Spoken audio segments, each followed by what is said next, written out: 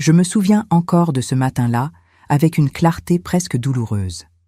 Le soleil venait à peine de se lever sur le lac d'Annecy, projetant une lumière douce à travers les rideaux de lin. Comme chaque jour, j'étais debout avant tout le monde. J'aimais ce moment de calme avant que les hôtes descendent pour le petit déjeuner.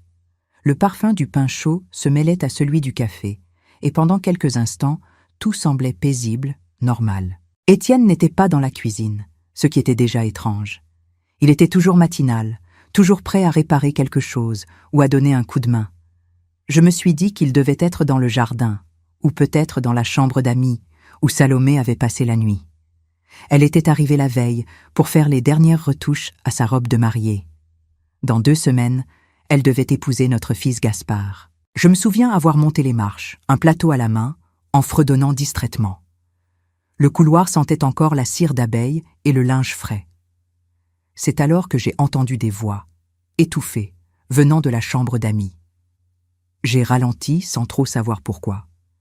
Peut-être le ton bas, peut-être un instinct que je ne m'explique toujours pas. La porte était entrebâillée. À travers la fente, j'ai vu Étienne assis sur le bord du lit, Salomé debout devant lui, en chemise de soie.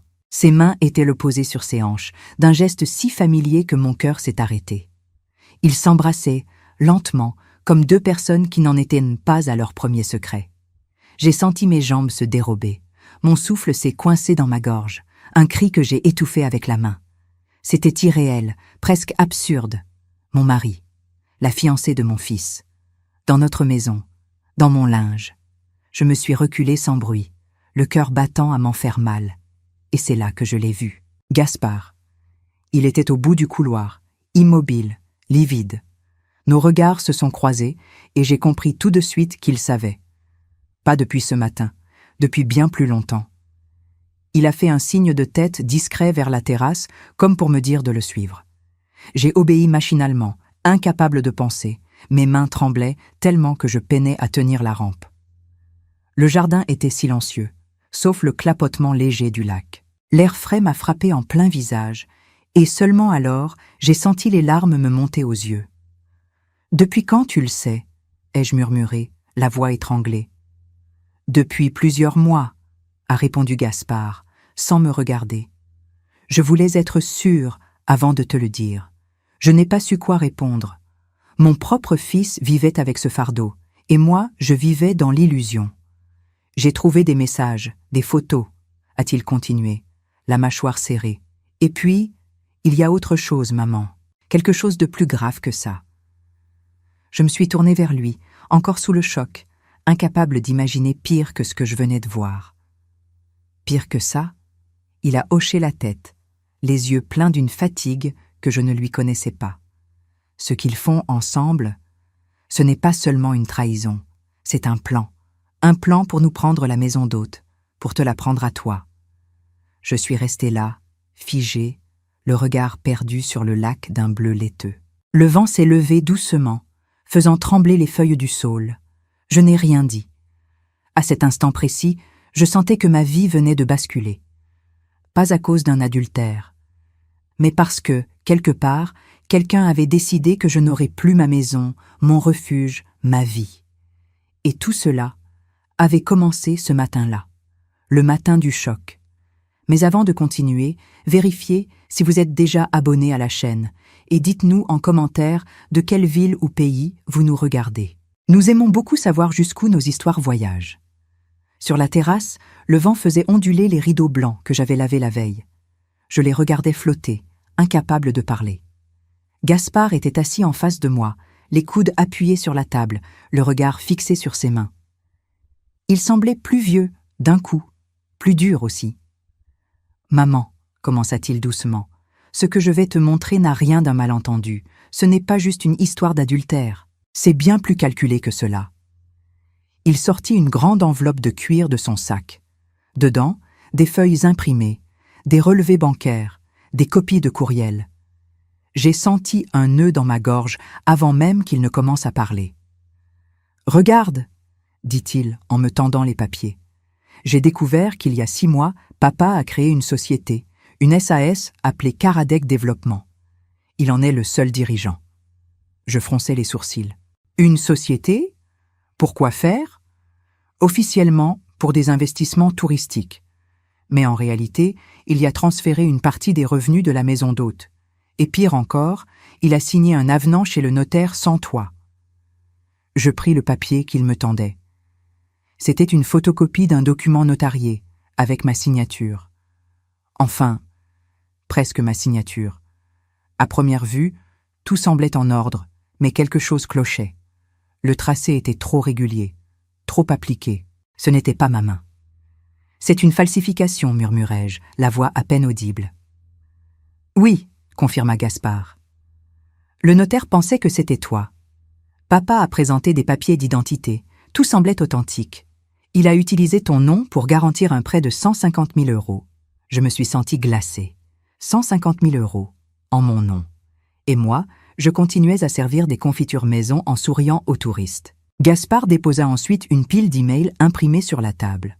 Les en-têtes montraient un échange régulier entre Étienne et une certaine Madame Legrand, Horizon Hôtellerie. Horizon Hôtellerie, répétai-je, perdu. Une grande société parisienne spécialisée dans les hôtels de charme. Regarde la date de ce message. Je lus lentement, mot après mot. Nous confirmons notre intérêt pour le rachat de la Maison des Roseaux. La proposition inclut la modernisation du site en boutique resort, avec maintien symbolique du nom. Rachat. Le mot me frappa en plein cœur.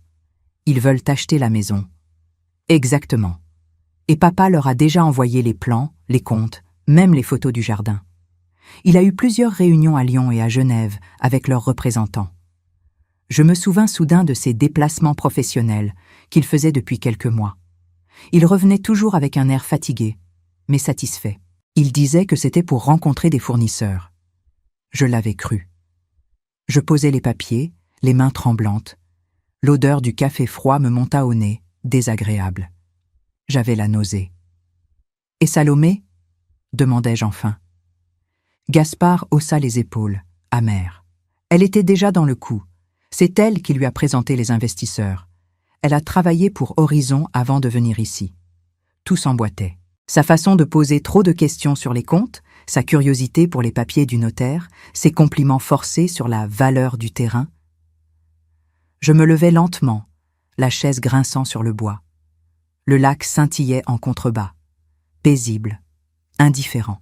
« Que comptes-tu faire ?» demanda Gaspard. Je respirai profondément. Une partie de moi voulait hurler, tout casser, les confronter immédiatement. Mais une autre partie, plus froide, plus lucide, prit le dessus. « Rien, pas encore, dis-je calmement.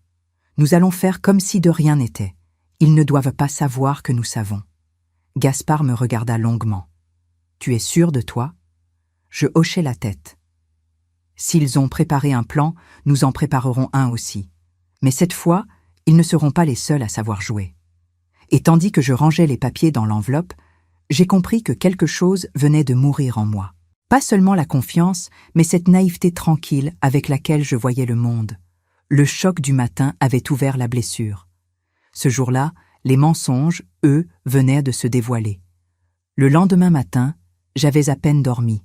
J'entendais encore les mots de Gaspard tourner dans ma tête comme un écho impossible à faire taire.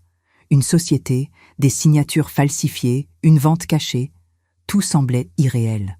Pourtant, je savais que je n'avais pas le luxe de me laisser submerger. Si je voulais sauver la maison d'hôte, il fallait agir vite et avec sang-froid.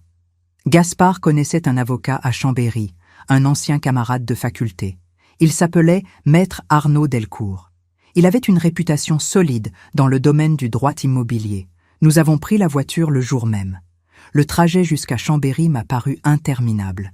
Je regardais les montagnes défiler sans vraiment les voir. Le cabinet de Maître Delcourt se trouvait dans un vieil immeuble en pierre claire avec une plaque discrète à la porte. L'intérieur respirait la rigueur et la tranquillité. L'homme, la cinquantaine, lunettes rondes et ton mesuré, nous accueillit avec courtoisie. « Asseyez-vous », dit-il calmement. « Gaspard m'a déjà expliqué les grandes lignes, mais j'aimerais entendre les faits de votre bouche, Madame Karadec. » Je lui ai tout raconté. Les documents falsifiés, la société créée dans mon dos, les mails d'Horizon Hôtellerie. Ma voix tremblait un peu, mais je suis restée claire. À la fin, il a pris quelques notes, puis a levé les yeux vers moi. Ce que votre mari a fait entre dans le cadre du faux et usage de faux, ainsi que de la fraude patrimoniale. Nous allons déposer une plainte pénale immédiatement. Cela enclenchera une enquête. Je l'ai regardé, un peu perdu. Et pendant ce temps, il pourrait continuer à agir ? Non, répondit-il en hochant la tête. Nous allons aussi déposer un référé pour demander le gel des avoirs de la société Caradec Développement. Cela empêchera toute transaction financière ou vente. Il expliqua ensuite qu'une opposition serait déposée auprès du service de la publicité foncière d'Annecy pour bloquer tout transfert de propriété. Enfin, il allait prévenir la banque afin que plus aucune opération ne soit validée avec ma signature. J'étais impressionné par la précision de tout cela. C'était un autre monde, celui des procédures et des délais, mais je m'y accrochais comme à une bouée. Gaspard posait des questions, notait chaque détail. Moi, je restais silencieuse, concentrée sur une seule idée, reprendre le contrôle. « Il faudra aussi être prudent à la maison », ajouta maître Delcourt. « Si votre mari et cette jeune femme se doutent que vous savez quelque chose, ils risquent de réagir. Gardez la façade intacte, du moins jusqu'à ce que les mesures soient effectives. » Je hochai la tête. C'était exactement ce que je comptais faire.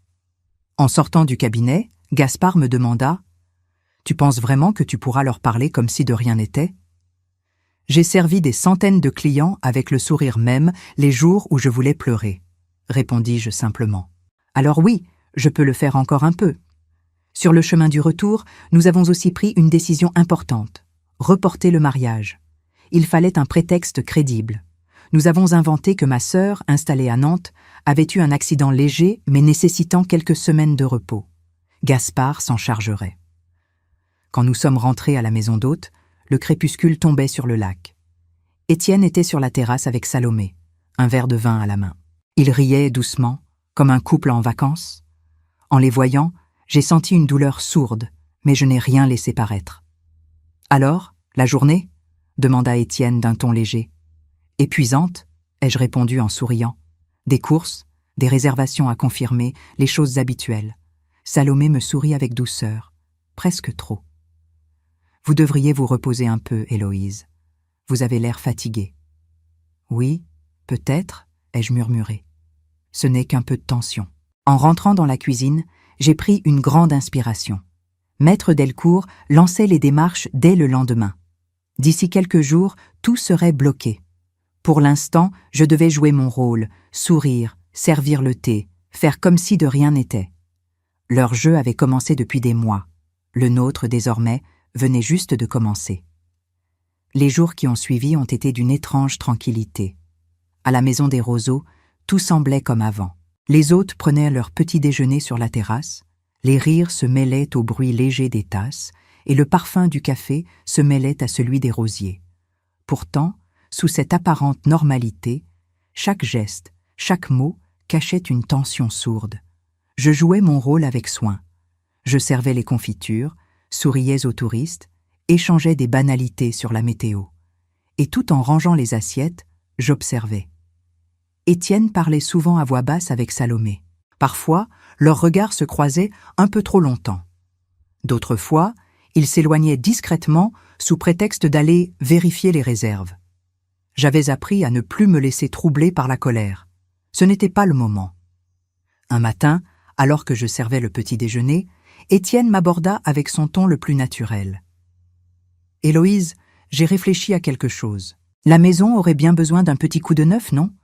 Peut-être moderniser un peu, ajouter quelques équipements, un spa, une salle de séminaire, quelque chose de plus actuel. » Je levai les yeux vers lui en essuyant mes mains sur mon tablier.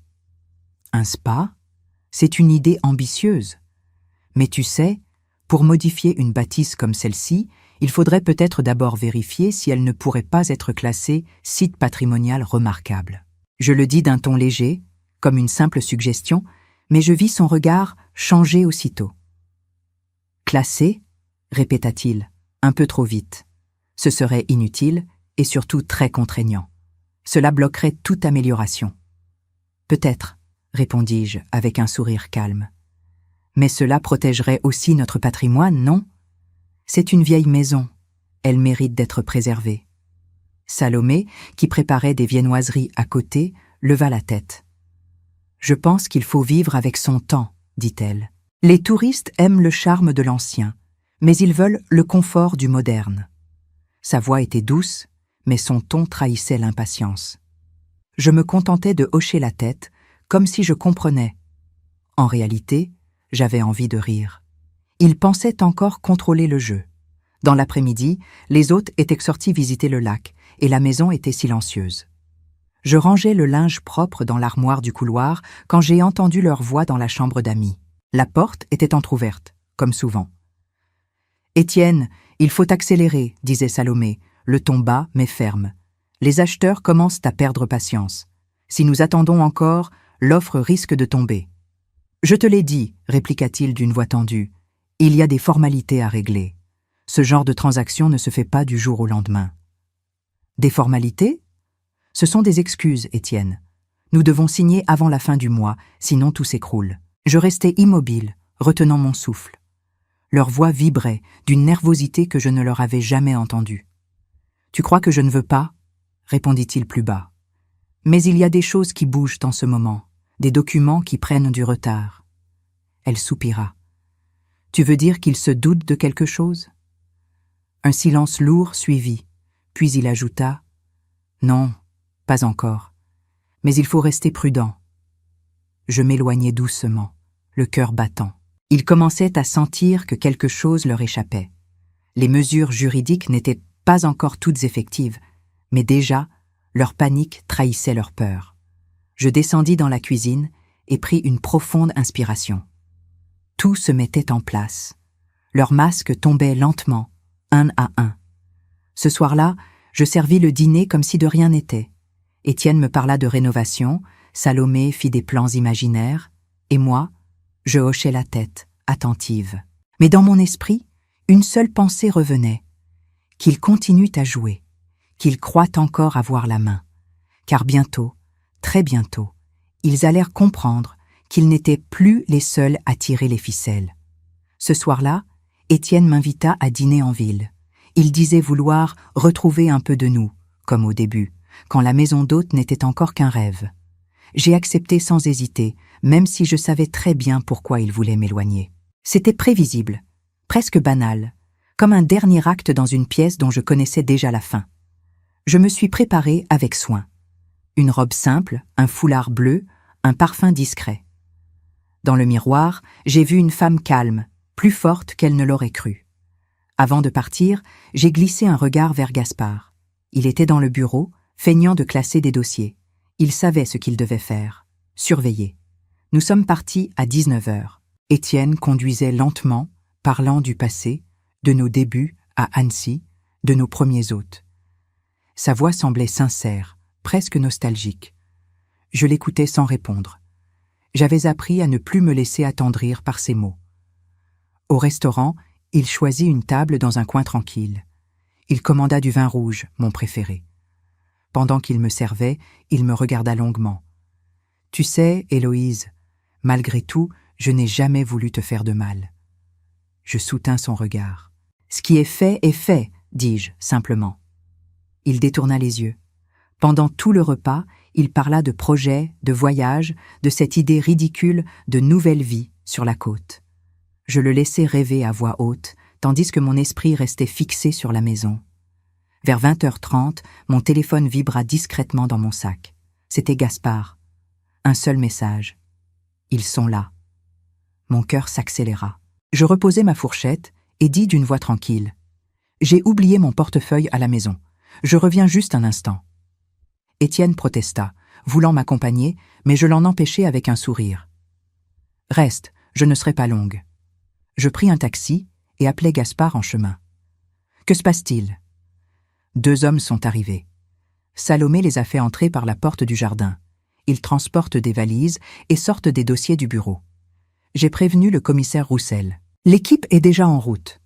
Quand j'arrivai à la maison d'hôte, les phares de la police éclairèrent la cour. Les agents de la police judiciaire encerclèrent la propriété. Salomé était dans le hall, figé, une valise à la main. 2 hommes, vêtus de sombre, tentèrent de fuir par la véranda. « Police, ne bougez pas !» cria une voix ferme. Tout se passa vite. Les hommes furent plaqués au sol, menottés. Salomé, livide, tenta de se justifier, balbutiant qu'elle ne comprenait pas. Son regard croisa le mien un instant, plein de panique. Je n'ai rien dit. Quelques minutes plus tard, la voiture d'Étienne entra dans l'allée. Il freina brusquement en voyant les gyrophares. 2 agents s'avancèrent vers lui. Le commissaire Roussel s'approcha calmement. « Monsieur Étienne Karadec ? Vous êtes en état d'arrestation pour fraude, usage de faux et tentative de détournement de biens. » Il resta figé, incapable de parler. Quand il me vit, il eut un sursaut, comme s'il espérait encore que tout cela n'était qu'un malentendu. « Héloïse, tu ne comprends pas, ce n'est pas ce que tu crois. » Je le regardai droit dans les yeux. « Si, Étienne, pour une fois je comprends très bien. » Les agents l'emmenèrent, tandis que Salomé éclatait en sanglots dans la voiture de police. Les voisins, attirés par les lumières, observaient depuis la grille. La façade parfaite de notre famille venait de s'effondrer au grand jour. Quand les voitures quittèrent la cour, le silence revint, lourd et étrange. Le jardin, éclairé par la lune, semblait presque paisible. Gaspard s'approcha de moi. « C'est fini, maman. » Je hochai la tête, sans répondre. Non, ce n'était pas encore fini. Il faudrait du temps pour recoller les morceaux, pour retrouver un sens à tout cela. Mais la vérité, au moins, était sortie de l'ombre. Et sous ce ciel clair d'Annecy, je savais qu'à partir de ce soir, plus rien ne serait jamais caché derrière les sourires. Les mois qui ont suivi l'arrestation ont été à la fois longs et étrangement calmes. La maison d'hôte paraissait vide, sans les voix d'Étienne et de Salomé, mais je n'ai jamais ressenti ce silence comme un vide. C'était un apaisement, un retour à moi-même. Le procès eut lieu au printemps suivant. Tout s'y déroula sans éclat, sans grand drame. Étienne reconnut les faits, sur les conseils de son avocat. La fraude, les signatures falsifiées, la tentative de vente illégale. Il écopa d'une peine de 4 ans de prison, dont 2 avec sursis.